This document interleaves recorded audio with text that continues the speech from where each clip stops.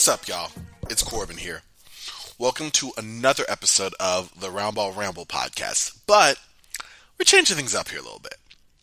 New year, new me, right? No. In this case, we're doing something like a new season, new me, Trying to dive deeper into the game I love. And bringing the passion, bringing the excitement, the energy, a little bit of the humor, all of that, right? But really finding more of my niche and trying to figure out where that is. And, we've had like a daily podcast, and we might have some of that too. We've had some really fun guest stuff, and that's going to happen as well. Love meeting new people, learning from them, learning the game of basketball, expressing the sport we all love together. But I want to make this known that I am a huge fan of the NBA. NBA, National Basketball Association. That means the NBA, that means the WNBA. Listen, it's not quite in that same sphere in terms of the NBA lexicon, but the big three to me is professional. So that will be covered too. I am a fan of these leagues, and these are the leagues I will be covering. And so I am changing the name a little bit. It's going to be a little bit before you see it changed graphically, because, that takes time, and a graphic artist, which I am not. But this will be the NBA Aficionado podcast. I was going to go NBA Sicko, but I don't know. Just thought that was a little out there, But yeah, the NBA Aficionado podcast will be the name of the show moving forward. Just a chance for me to fully realize who I am in this space and try to continue to work toward my goal of doing this all the time so y'all get to hear my lovely voice each and every moment of the day, because I don't get tired of doing this stuff. So yeah, just wanted to show that here. The NBA Aficionado podcast. If you were a listener of Ramble, thank you. If you are just joining, I appreciate the love and support, y'all. I really, really do. Thank you. On this show right now, you're going to be listening to an interview I did with Richard Liu. You can follow him on Twitter at RVLHoops. Richard Liu is a basketball analyst who has provided scouting services for the Phoenix Suns and Chicago Bulls. He is also a writer, having published a number of books. NBA Draft Almanac, which previews the upcoming draft class, every draft class since 2017, as well as giving outlooks for teams going into the offseason, what they should do, what their cap space is, all of that. He also does the NBA Preview Almanacs, which is a version of, a precursor to NBA season, breaking down teams, the recent moves they've made, additions, subtractions, and a breakdown of the players on each roster, their strengths, their weaknesses, and much more. Really fun conversation with Richard. We talked about his book, his latest book, his other books in great detail, and then also, used his scouting and consulting background to get a little bit of a lead on Victor Wembenyama and Scoot Henderson after their most recent clashes in Vegas. And then we also previewed a fun little series we'll be doing together moving forward. So definitely something to check out. A lot of excitement there. This has been a great time, y'all. I really do appreciate the growth I've been able to have and the listenership, as small as it may be to me, as loyal as it is in my heart. And I really want that to grow, as well as the content. And I want to make it bigger and better. And, any feedback I get for that is greatly appreciated. So, one more time, thank you. I really do appreciate you. Support of anyone listening is as strong as my love for the game is to keep this bad boy going. I just want to do better. Just want to get better. And I hope that this is the first step in the right direction. This is now the NBA Aficionado podcast. So please sit back, relax, and enjoy my latest interview with Mr. Richard Liu. All right, y'all.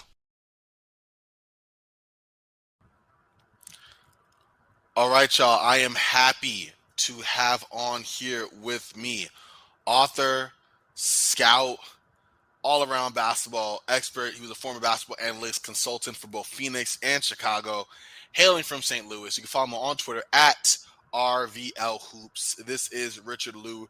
Richard, how are you doing, sir? Doing great. Thanks for having me. Oh, absolutely, man. Absolutely. I'm hyped to have you on. It's a sign that the NBA season is truly around the corner. Just talking to you, but check out his latest book, y'all. It's the 2022-2023 NBA Preview Almanac. You can find all his books on Amazon. I'll have the link in the description of this show. But as I was about to say, Richard, whenever your almanacs come out, it's time for the season to start. Whether that's whether it's the off season and your draft almanac comes out as far as the preview guide and everything, or it's the regular season with the breakdown of every player. So I actually kind of want to go into it. I brushed on it just briefly here, but you do 2 books a year, right? And you've done that for going on, what, 7 years now? Yeah, I think since 2017. So yeah, So I mean, yeah, going on more or six. less, Yes. yeah. So Yeah, so that's a lot. And it's been invaluable content. And we're going to talk about that a little bit more here, but real quick, knowing that you put out 2 books a year, can you describe the process of writing your almanacs? Kind of a lot of different, I would say. It's the same content in terms of basketball, but different in terms of like the main objective for each book. So what all goes into that? yeah, I mean, so it all started out with the draft book, and so it was just it originally was just kind of a way to like just put out some notes, kind of just kind of stay involved in the game, and so just kind of put it out in a way that's publicly available. So a lot of that is a lot of the early part of just kind of constructing it is just gathering notes on prospects and evaluating them. So then, I can get my information straight in terms of, and then convey this to the audience. So it's scouting and doing that sort of work early, but up until sort of, as up until kind of the NCAA tournament. And that's when, as players' seasons start to end, that's where, okay, I get into the actual evaluations of players. And then before that, it's kind of paying attention to NBA teams over the season to get a sense of where they're at, and so like and where they're at and where they might go in the draft, and sort of to give kind of to give people kind of a good preview of kind of what might be coming kind of in the off season. So the process there is like it's a little bit hectic because you're kind of hitting a moving target because again the NBA has a rule where you can enter and you can enter the draft and withdraw as many times as you want until the end of your college career and or internationals until they're 22. So trying to always figure out like who's in the draft is always kind of the biggest challenge because you get this huge chunk of guys who are testing the waters. So and it's been a learning process as to figure out how to navigate that as we've gone on, and especially with 2020 2021 or two COVID seasons kind of thrown in there. So I've had to like I've had to kind of write a little more than normal than like just as the deadline comes in, I'm cutting down, and then all that while in some parts as the regular season ends, I'm doing the prep work to run projections for the preview almanac because I have to run through different players and in anticipation of who's going to end up being on rosters. So then when the draft book comes out in June, I get small break, just between that and summer league. But in that time, I'm kind of just running the basic, just the running the running projections just so I have them prepared. So then at the end of summer league, and then when the end of the regular, when the activity window starts hitting, then start to figure out okay who's on what team, and then start to put together the preview almanac in terms of like okay this is what this team's going to look like and maybe what their rotation is, and then kind of going from and then the preview almanac is really like from summer league to the beginning of training camp is a sprint to try to kind of put that together as kind of best as possible. And this year I kind of and so it's always with the changing nature of the league where you can get a big move at basically any time, is hoping that the big move doesn't happen as close to the deadline. But even still, like I've had like over the course of like the last I think 2 of the last 3 years I've had a trade go down as I was like putting an index together and trying to finalize my page count and things like that. So it's like if I can get a lull period in the activity period, I can put that together as best as possible. So a lot of work goes into this, and and it's just kind of prepping things at different windows, and then kind of doing analysis kind of in that sort of efficient period to kind of give people a better sense of what's going to happen in the off season, or what's going to happen in the offseason, the draft, or what's going to, how the regular season might play out. And so that's kind of the goal of these books is kind of just giving people a better sense of what they might expect just based on kind of the information I analyze. Yeah, I was going to say, it's funny you said 2 of the last 3 years. Yeah, we just saw with this latest almanac, as a Lakers fan, Lakers making a move right in between that deadline period, sending Taylor Horton-Tucker, Stanley Johnson over to Utah for Patrick Beverley. And that being a move that you even said, you put in the index, hey, didn't really account for this specific move, like Taylor Horton-Tucker still with the Lakers, these guys still here, but the full player evaluations were the same. But it's funny that you say that, because as a writer in a league that really never sleeps and is so transaction heavy, especially come the off season, it's like, how can I put this together in an efficient period with all the content I need, all the projections, all of that settled, while also realizing that things can turn on a dime in any moment. You could have been planning for Donovan Mitchell to go to the Knicks all season long, and then now you're like, okay, how does he project with the Cavs? Yeah, absolutely. Yeah, in writing these, it does help for me to, like, at some point I have to turn off the perfectionist part of my brain, where like it is kind of like I have to, like, it is my normal nature to want things to be absolutely right and in its proper place. But then you look at a league where this league doesn't sleep, and so at some point you just have to go, okay, this has to come out. And so at some point, if you put a timestamp on it and just kind of go, okay, I did what I could. And that's where, stuff like this, where you have to kind of make these little notes of, where players, what happens kind of in the aftermath is kind of always interesting to figure out, when this, when these kind of things happen. So. Absolutely. And, that's something I think is really interesting in terms of, you kind of went to your thought process being a little bit of perfectionist, but even diving into the book, you've had so many different experiences, trial and error, from your first draft almanac back in 2017. I was just flipping through that one I told you, my personal library, and seeing how you ranked one of my favorite players, Malik Monk. And you said, hey, I want to see how he fits into the shot creator, as a shooter in a league where he's an undersized guard, not quite a point guard. Just love your notes and analysis there. But before we kind of deep dive into the book, I do have to ask you, you've written with almost 2 year, I want to say at least 6 or 7, 8. No, I'd say more like 7 or 8 books so far. Do you have a favorite one that you've done out of all the books you've written, or do you have a fun story specific to one of those books? I'm really curious about that.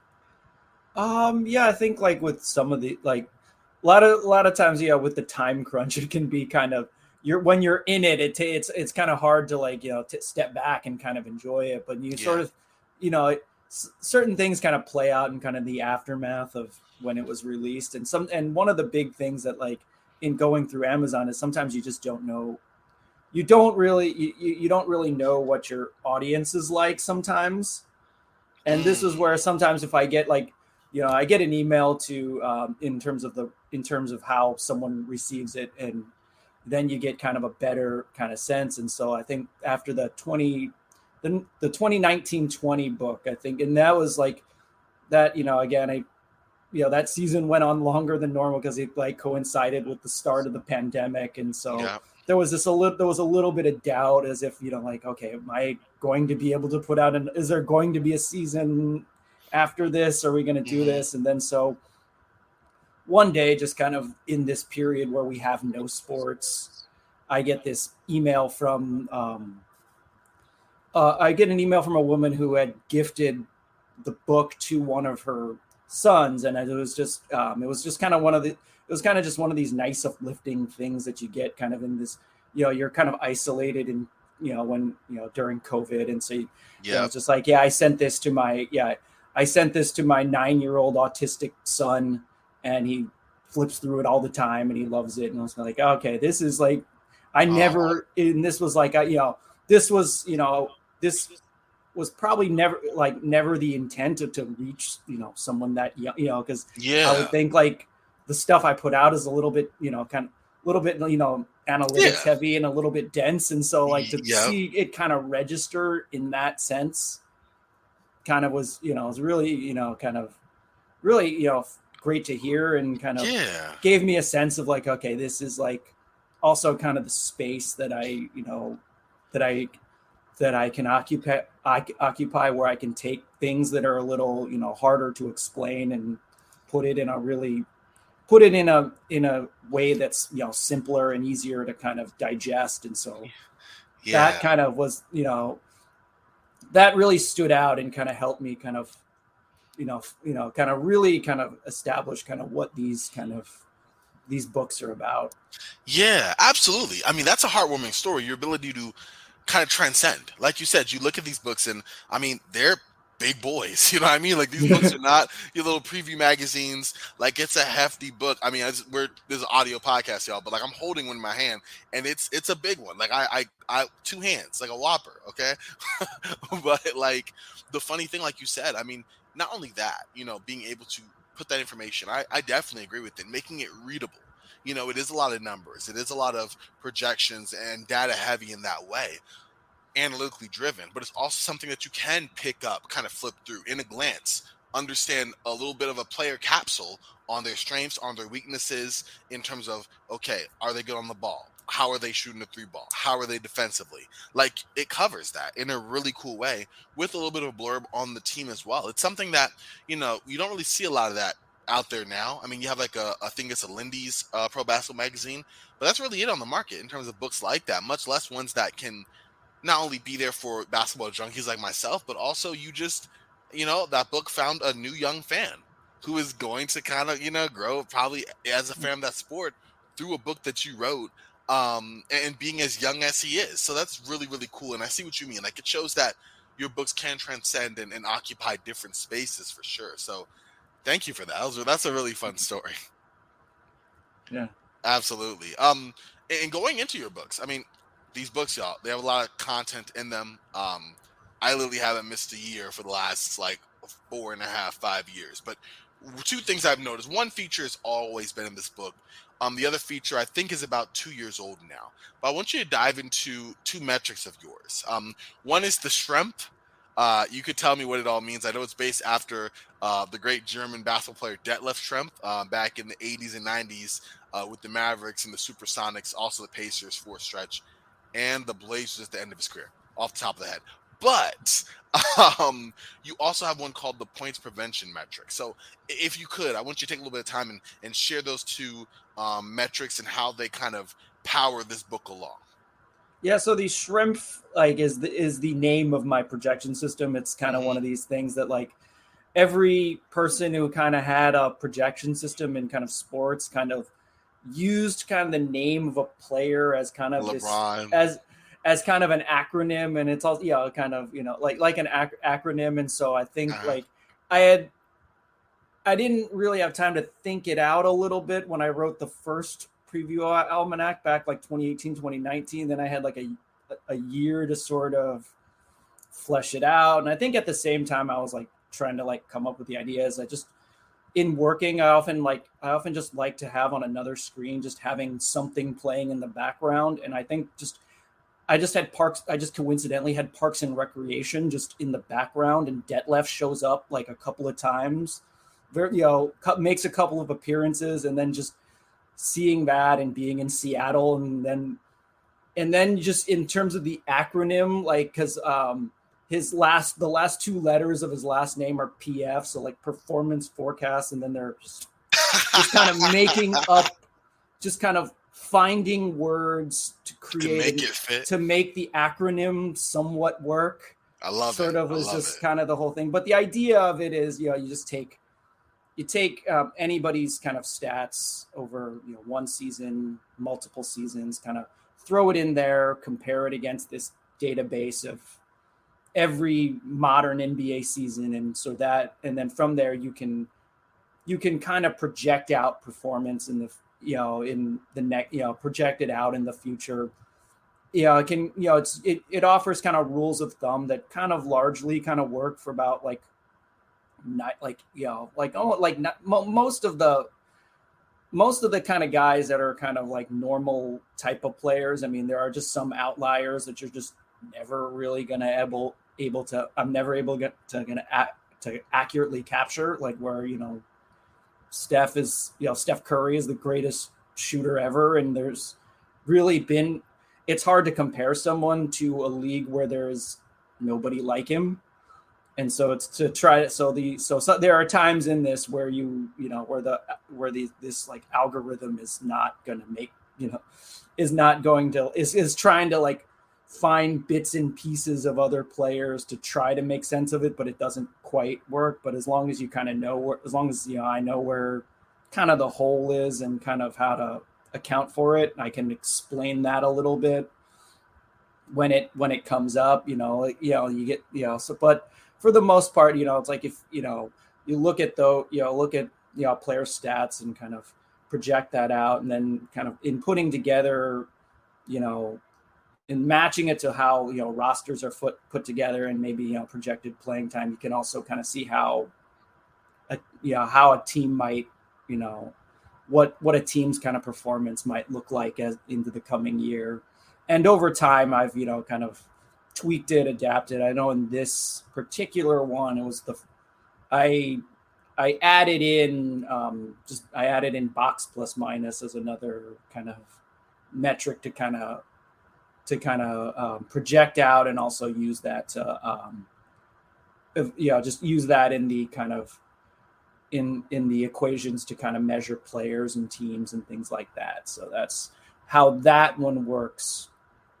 And then as far as points prevented, this was just something that's always kind of come up as kind of someone who's been kind of an analyst, and always kind of had the question, just like, how do we measure defense a little more accurately than we do now? Because you can look at metrics that are just available, and you can get just you can get wild differences across different systems, where, for example, I think one of the guys that like there was a lot of disagreement about is Nikola Jokic, where like he led the league last year in defensive box plus minus, but then there will be other metrics that have him as a bad defender, and then others have him as average. And so in order to sort of make sense and sort of figure out where someone like Nikola Jokic would land on kind of the spectrum, I kind of wanted to have metrics that kind of made sense in terms of how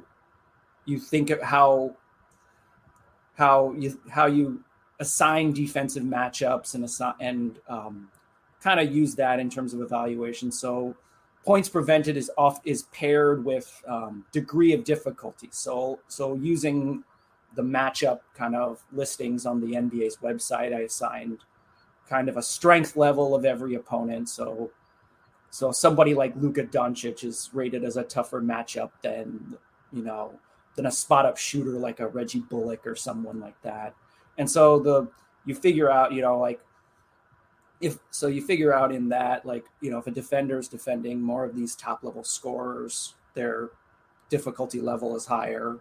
And then from there is, okay, does the defender hold their matchup to their average, higher, or below their average, or above, or do they allow more than at the player's average? And so points prevented just is usually the way to interpret it is basically this defender, given a certain difficulty level, usually holds their matchup to a number of points either above or below average.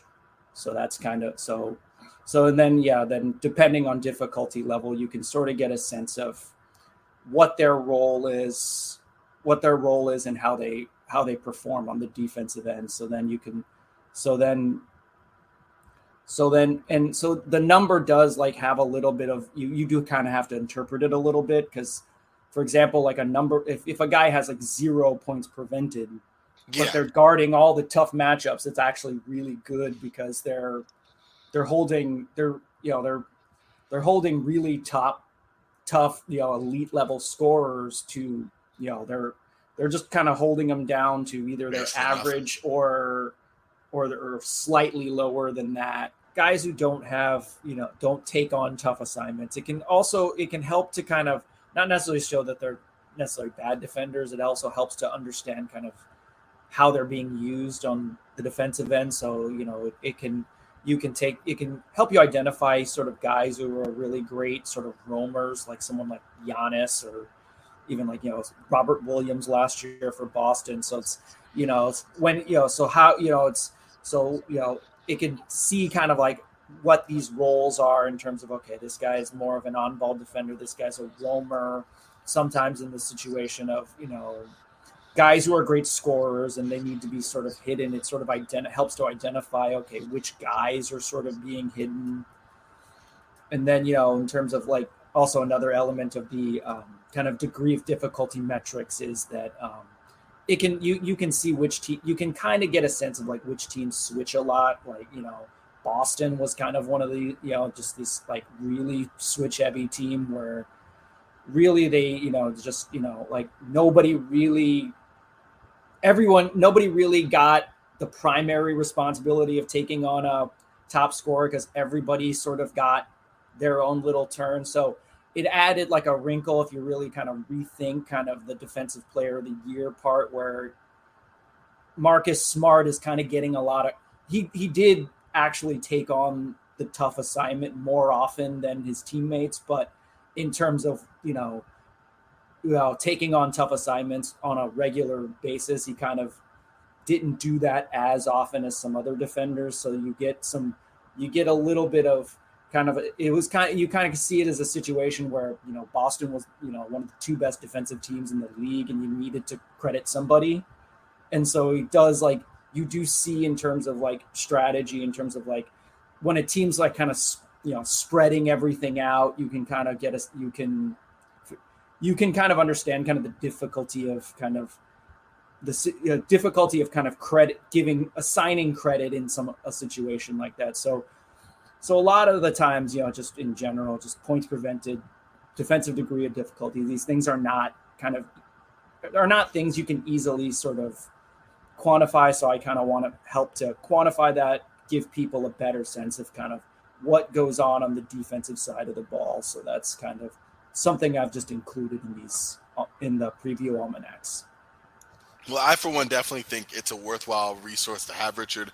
Thank you for putting it in. It does a great job of explaining it, and it's a lot more nuance to it. You just described a little bit between Giannis and how he plays defense, how the Celtics as a team do it, the context added to what makes Marcus Smart the defender that he is or is not, just by the matchups he takes. So I really do think that those are a really cool resource to have in your books. And again, I recommend folks to check out Richard's almanacs. Catch every one. Why not? It's still great worthwhile information, really good detail. Each book is different. Obviously, each scouting book is different as to the draft class that it pertains to. But one more question real quick before we close out the book section. I've always wanted to ask you this because one of my favorite features in not your preview almanacs, your NBA draft almanacs are your off-season type of plan of attacks. You recap the season that was, you break down the cap information, who's off the books, what kind of cap space each team could have if they pick up this option, this person opts out, whatever the case may be. But then you also do like a blur and a half for each team, specifically pertaining to what they could do and what you like is recommended for them in the offseason. How do you go about looking at each team in all this time and going, okay, this is where they're at, this is where they're going, these are some moves I think they can make. And not really moves. You don't talk about, we need to trade for this guy, but you may throw out an archetype of a player or say, okay, Orlando needs to focus on getting more shooting.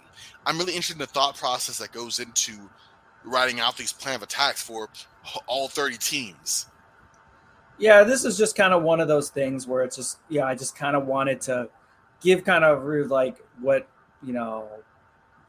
they might look to, what they might expect sort of when it comes to, the draft and strategy and like targeting players. And so I kind of just look at it as kind of in just understanding all the information that pertains to the team and the players that they have, contract situations, and, and the kind of things they have available to them in the off season. I kind of this is just kind of my I just kind of step in kind of as like a mock kind of GM sort of thing and sort of take my best kind of stab at like how I would kind of approach it. And so like just given all the information I have, so then it's like, understanding that maybe a team's like, not great on the defensive side of the ball or maybe, they're, something kind of, their lineup doesn't quite mesh with their star. And so it's kind of figuring out sort of the best way to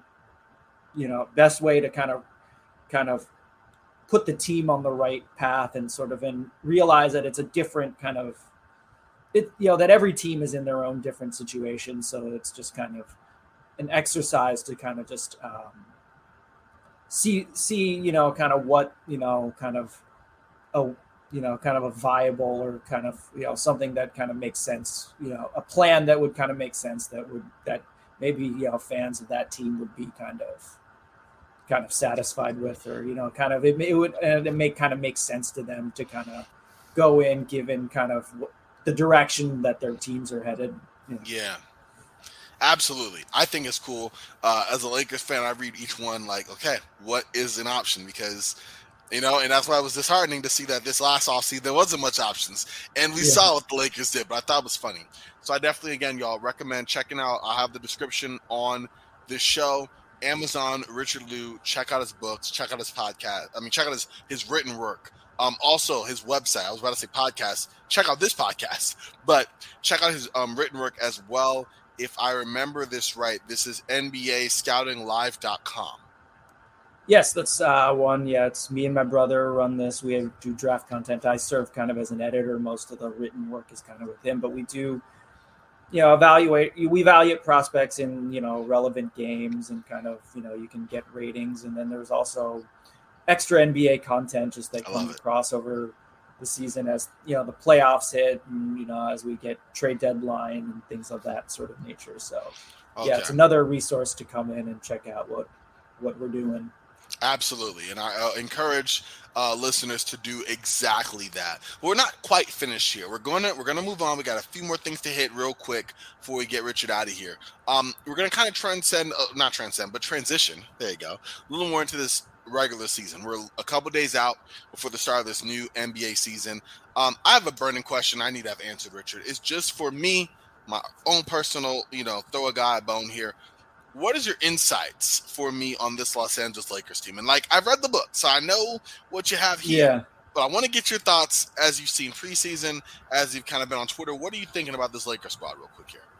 I think they're good. There are a lot of different factors in the air, just because there's the one you always have the question of LeBron versus time. Is at some point is that going to catch up as he's 20 plus years in the league. Anthony Davis has, health has always kind of been an issue with him. So it's like, okay, are they going to, are they going to be able to make it to the finish line is kind of an issue. And then, you have a new coach, a lot of new players. So you don't know kind of how they're starting, kind of still kind of in an experimental phase with their lineups. But I think if they kind of, again, they also kind of didn't have a whole lot to work with, just because their future draft picks were all kind of they're all in New Orleans as part of the Anthony Davis trade, and kind of they're capped out, so there wasn't much to do. But given those kind of limited kind of acquisition resources, they got Pat Bev, which kind of gives them a guy who can kind of shore up, a guy who can soak up some tough matchups given his height height limitations, so they should be maybe a little bit they could be a little bit better defensively than in terms of just figuring out the spacing around kind of LeBron and Anthony Davis. They should be kind of in the mix for playoff spot, play-in berth, I think, if they stay healthy. But then again, the question mark is if they're going to do that, is if their rotation is going to be kind of sorted out by a reasonable time. And so it's going to be kind of it's still going to be kind of a fluid situation that kind of that it's a fluid situation, and then everything kind of has to break right for them to even kind of stay kind of legitimately kind of in the playoffs. So there's a little bit of like concern where things could kind of go wrong at any, if someone gets hurt, someone, people don't play kind of as well as expected. And then there's just, kind of some roster construction questions just because there are a lot of small guards, some bigs. Yeah. I kind of just took a look at it as like there's, really there are not a whole lot of not a whole lot of wing guys on the roster. No. Yeah, Pat Bev's playing a lot of that three. Yeah, I mean, Pat Bev has that, has the ability to guard bigger players, but then there's a little bit of, how big, how tall can he, how tall can he really play? So like, can you use him on, a Jason Tatum or, Luka Doncic or some, It reminds me of when, and we saw this in the Lakers-Clippers matchups in 2020, some in 2021, but when you had the Lakers attempt to guard the Clippers, it was always hard with two big wings in Kawhi Leonard and Paul George, and the Lakers playing defensively stout but undersized players in Contavious Caldwell-Pope then it just and Alex Caruso. Yeah, and then it just comes back to scheme and how they sort of, and then you have Darvin Ham, who's a first-time head coach, so it's trying to kind of go through this kind of period, and so a lot needs to go right, and there is also the potential that things could go wrong. So they're kind of a wild card kind of team, kind of in that sense where there's a bit of a range as to where they could wind up this season. Very true. I appreciate the insight. I'm like I said, we're hoping for a championship team. Can't sugarcoat it. This don't look like one right now, but maybe things can change. But Richard, I mean, now we can kind of move into I skipped the big question. Last week we had an absolute treat. We had two matchups, projected number 1, number 2 picks, Victor Wembenyama and Scoot Henderson. With your background in scouting, what takeaways did you get from those two players after both games? We know that Scoot left so early in the second game that he really only played one, but I kind of want to get that. What I might do, I have a bunch of other questions, but we are running short on time, so I'm going to save a chunk of these NBA questions for while we're in the season. We'll tease what we're going to be doing later here, but I want to get your take on Victor and Scoot because, like I said, you have extensive scouting background and you do a lot of this in your work already.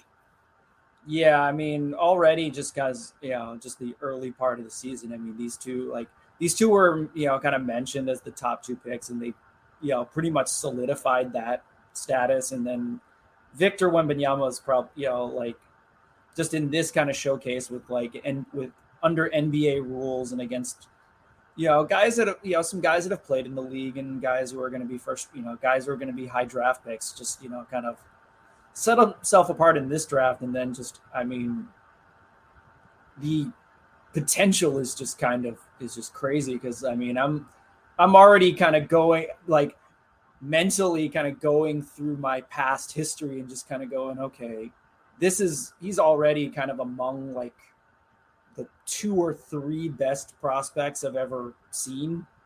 And that's just conservative, caution. And I'm usually a very cautious kind of grader. I'm very, so the scale I use in the books is a 20 to 80 scale. It's very similar to what they use in baseball. And I very rarely give out the 70 level grades.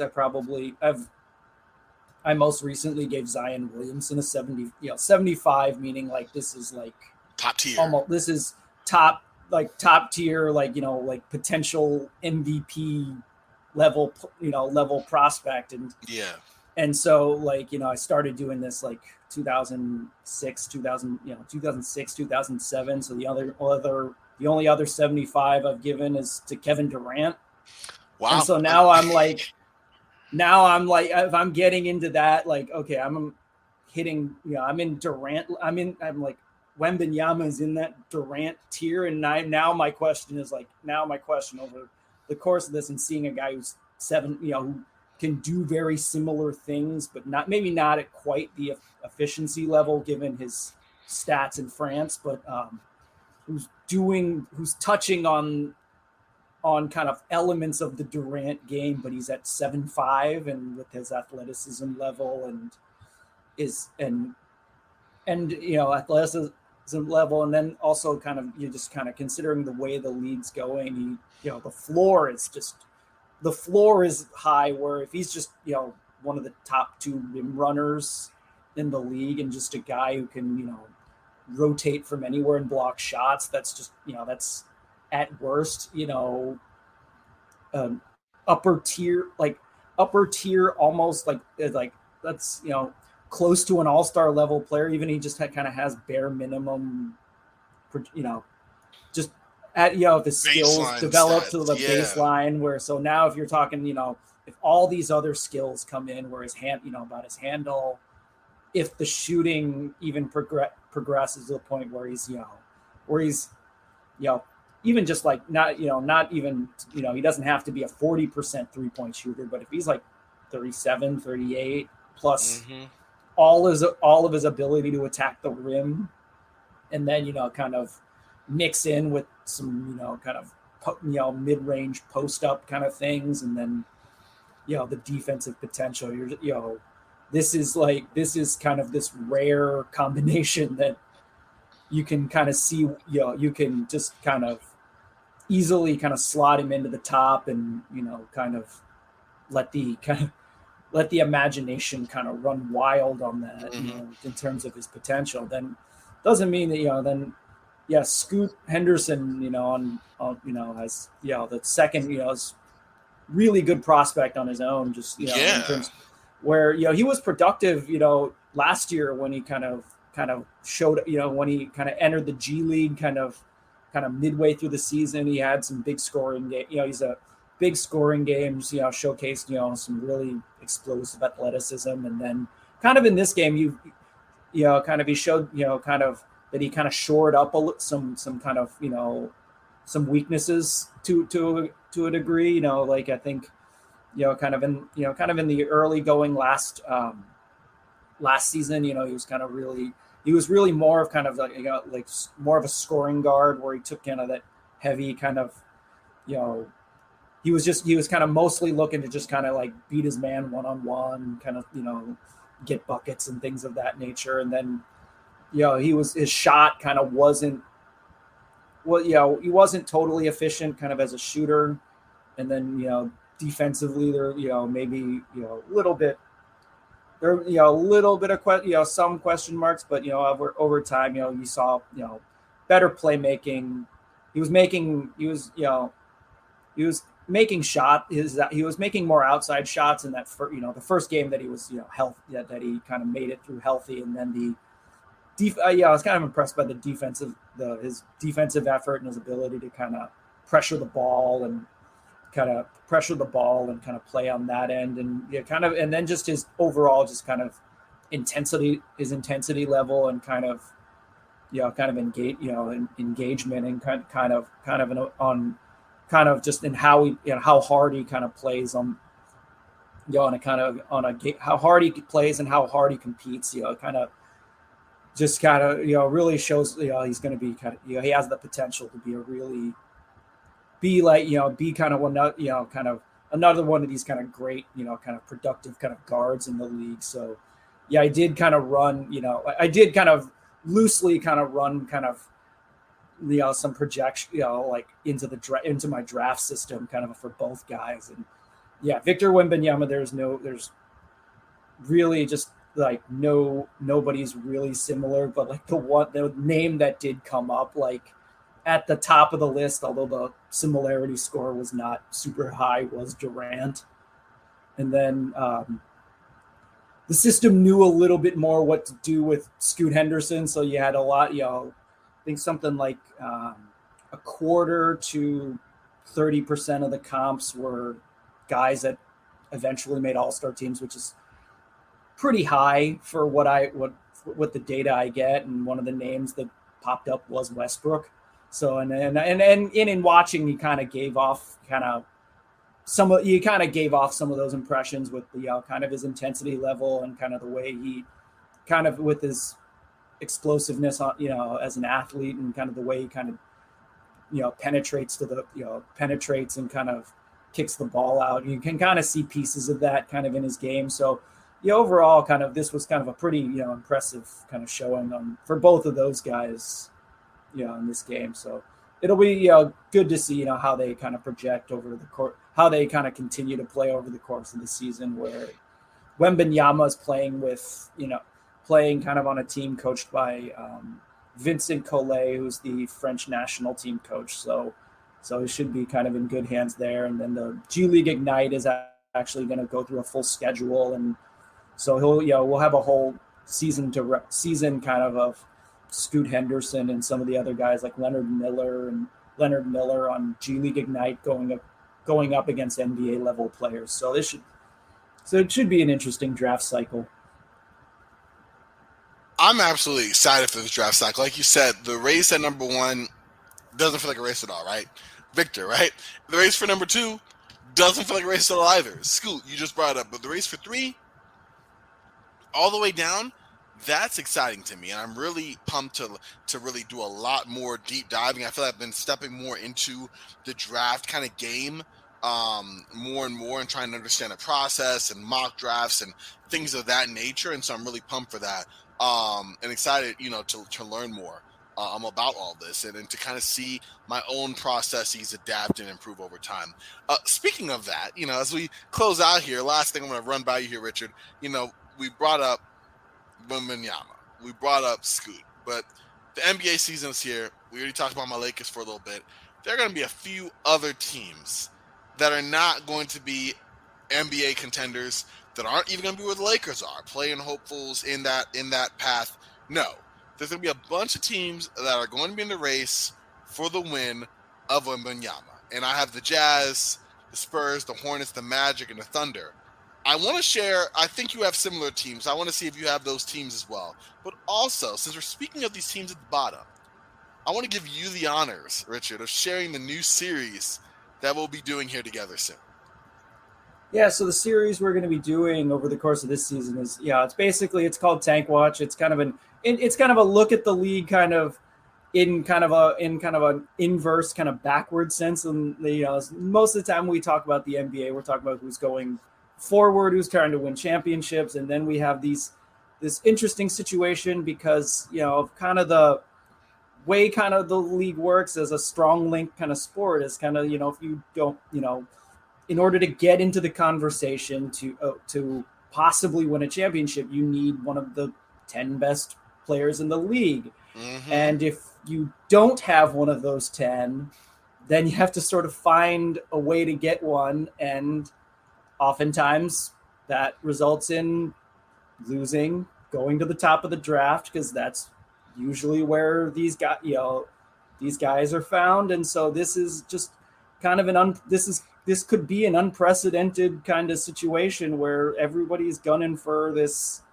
somebody like Wembenyama, who could be a really special process. So we're doing a series called Tank Watch, where we're kind of exploring kind of what is going to happen and what's happening in this race to the bottom of the league. So, it could be, we could be getting some really strange trades. Teams are going to be playing some funky lineups. People are going to be getting tendinitis and body parts we never knew existed. I mean, this is going to be kind of a interesting situation, and just kind of seeing how this all plays out is something that, me and Corbin are going to do and kind of bring to you guys. So I'm so excited, Richard. It's going to be a lot of fun. Like you said, just catching the trends, and also you brought this out too. We're looking at players on these teams that may be playing really well, that may, they're obviously not going to be a future star for the team because these teams would be playing to tank this hard, but they could be the next solid little, Mario Chalmers around the big three. You know what I mean? Or that little core piece, that core little ancillary role player among the next big star, that diamond in the rough. So it's going to be fun to identify all these trends, these players. And like you said, a lot of the fun stuff as well is going to be involved in looking at these teams toward the bottom. So definitely, y'all make sure to catch that. We'll be putting this out. I mean, our first episode is probably going to be like a month from now. because you got to get those teams first. Got to get a little bit of a sample size for each team to kind of get, a little bit of where we're getting at in terms of the race for the bottom. But once we do, Richard and I will get that first episode out. It's going to be a lot of fun doing this series with you, Richard. I'm excited to really get along this process and learn from you as we watch these games. Yeah, absolutely. Yeah. So watch out for that. And we'll be doing this over the course of the season. So absolutely. I'm pumped. Richard, man, thank you again for your time. We'll have you on more. So there's so much more I want to ask you. And you know what? We have a whole series we're going to be doing. So I have plenty of time to ask you that in the future, have you on as a guest for future shows. I know folks can follow you on Twitter at RVL Hoops. Definitely check out your books on Amazon and check out NBA Scouting Live. Is there anything you have going on the pipeline? You just put out a book, so you might be, taking a break. Yeah, then and then periodically, just over in the time, kind of in this early part of the season, I do have a Substack. So I do have a Substack where I'll put out some, articles based on things that I just kind of have on my mind. So it's the link, it's just my name, richardlou.substack.com.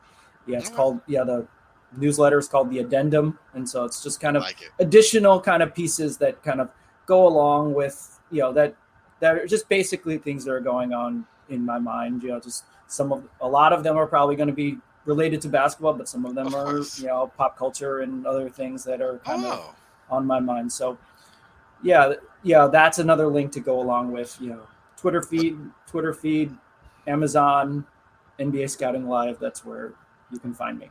Okay. Hey, man, I'm going to check it out. Pop culture, you speaking my language too, in addition to basketball. So I'm going to look into that. Definitely. Well, Richard, it's been an honor having you on again. Thank you, man. I definitely look forward to working with you in the future here. And you already know you're welcome anytime. So thank you for your time. No problem. Yeah, thanks for having me. This is great. Yeah. Always. All right, y'all. Well, that's going to do it here for us on this show.